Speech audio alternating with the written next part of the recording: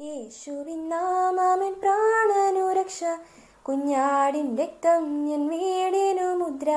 യേശുവിൻ നാമമെൻ പ്രാണനു രക്ഷ, കുഞ്ഞാടിൻ രക്തം എൻ വീടിനു മുദ്ര. മറഞ്ഞു വരും മഹാമാരികളെ ഭയപ്പെടില്ല, നാം ഭയപ്പെടില്ല. മറഞ്ഞു വരും മഹാമാരികളെ ഭയപ്പെടില്ല, നാം ഭയപ്പെടില്ല. യേശുവിൻ നാമം എൻ പ്രാണനു രക്ഷ, കുഞ്ഞാടിൻ രക്തം എൻ വീടിനു മുദ്ര. യേശുവിൻ നാമം എൻ പ്രാണനു രക്ഷ, കുഞ്ഞാടിൻ രക്തം എൻ വീടിനു മുദ്ര. ദൈവവചന ചിന്തകൾ കേൾക്കുന്ന എല്ലാ മാന്യ ശ്രോതാക്കൾക്കും ക്രിസ്തീയ വന്ദനം. ഇയ്യോബിന്റെ പുസ്തകം 14-ാം അധ്യായം 10-ാമത് വാക്യം, പുരുഷനു മരിച്ചാൽ ദ്രവിച്ചു പോകുന്നു എന്ന പദമാണ്. മനുഷ്യന്റെ ജീവകാലത്തെക്കുറിച്ചും മരണാനന്തര ശരീരത്തിന് സംഭവിക്കപ്പെടുന്ന പ്രക്രിയയെക്കുറിച്ചും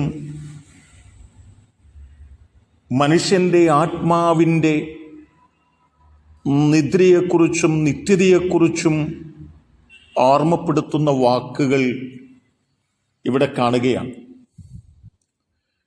അപ്പോസ്തല പ്രവൃത്തികളുടെ പുസ്തകം 13-ാം അധ്യായം 36-ാമത് വാക്യത്തിൽ ഓർപ്പിക്കുന്നത് ഇങ്ങനെയാണ്: ദാവീദ് തൻ്റെ തലമുറയിൽ ദൈവത്തിൻ്റെ ആലോചനയ്ക്ക് ശുശ്രൂഷ ചെയ്ത ശേഷം നിദ്ര പ്രാപിച്ച് തൻ്റെ പിതാക്കന്മാരോട് ചേർന്നു. ദ്രവത്വം കണ്ടു, ദൈവം ഉയർപ്പിച്ചവനോ ദ്രവത്വം കണ്ടില്ല. 35-ാമത്തെ വാക്യത്തിനകത്ത് നിന്റെ പരിശുദ്ധന് ദ്രവത്വം കാണാൻ നീ വിട്ടുകൊടുക്കുകയില്ല എന്ന് പറയും. അപ്പോൾ ദ്രവത്വമുള്ള ശരീരവും ദ്രവത്വമില്ലാത്ത ശരീരവും ഈ രണ്ട് വാക്യങ്ങളിൽ വ്യക്തമാക്കുകയാണ്. ഈ ഭൂമിയിൽ ജനിച്ചവരിൽ മരണം വഴിയായി കടന്നുപോയ മനുഷ്യ ശരീരത്തിൽ യേശു കർത്താവിൻ്റെ ശരീരത്തിന് ദ്രവത്വം സംഭവിച്ചില്ല എന്നും 3-ാം നാൾ താൻ ഉയർത്തെഴുന്നേറ്റു എന്നും ഓർമ്മപ്പെടുത്തുമ്പോൾ തന്നെ ദാവീദ് ദൈവത്തിനു വേണ്ടി ജീവിച്ചു, തൻ്റെ ആലോചനയ്ക്കനുസരിച്ച് ശുശ്രൂഷകൾ ചെയ്തു, താൻ മരിച്ച പിതാക്കന്മാരോട് ചേർന്നു, തൻ്റെ ശരീരത്തിന് ദ്രവത്വം സംഭവിക്കപ്പെട്ടു എന്നോർമ്മപ്പെടുത്തുകയും ചെയ്യുകയാണ്.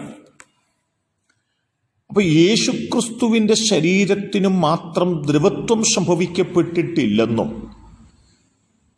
ബാക്കിയുള്ള സകല മനുഷ്യനും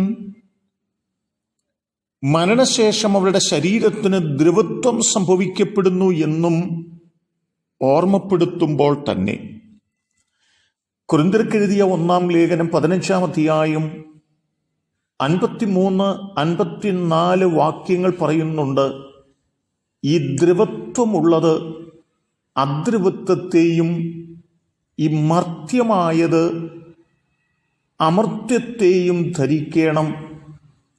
ഈ ദ്രവത്വമുള്ളത് അദ്രവത്വത്തെയും ഈ മർത്യമായത് അമർത്യത്തെയും ധരിക്കുമ്പോൾ മരണം നീങ്ങി ജയം വന്നിരിക്കുന്നു എന്ന് എഴുതിയ വചനം നിവൃത്തിയാകും.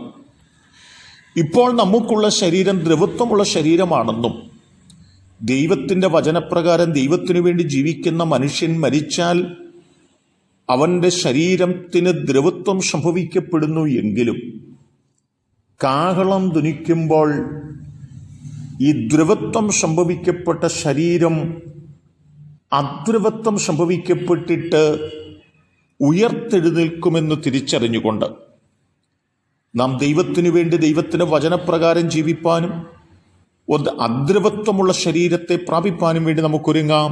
അതിന് ദൈവം എന്നെ കേൾക്കുന്ന നിങ്ങൾക്ക് കൃപ നൽകട്ടെ.